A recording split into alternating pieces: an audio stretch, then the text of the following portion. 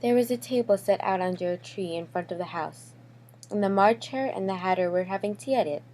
A dormouse was sitting between them, fast asleep, and the two were using it as a cushion, resting their elbows on it and taking over its head. Very uncomfortable for the dormouse, thought Alice. Only as it sleeps, I suppose it doesn't mind.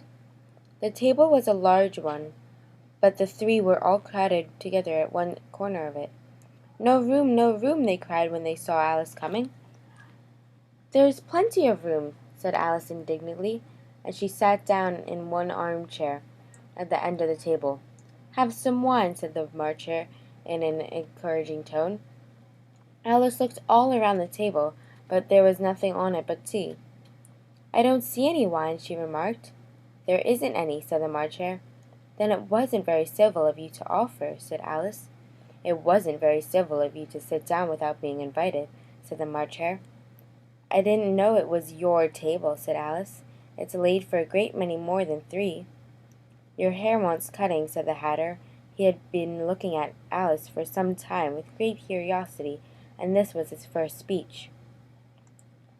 You should learn not to make personal remarks, Alice said with some severity. It's very rude. The Hatter opened his eyes very wide on hearing this, but all he said was, Why is a raven like a writing desk? Come, we shall have some fun now, thought Alice. I'm glad you've been asking riddles. I believe I can guess that, she added aloud. Do you mean that you think you can find out the answer to it? Said the March Hare. Exactly so, said Alice. Then you should say what you mean, the March Hare went on. I do, Alice said hastily, replied.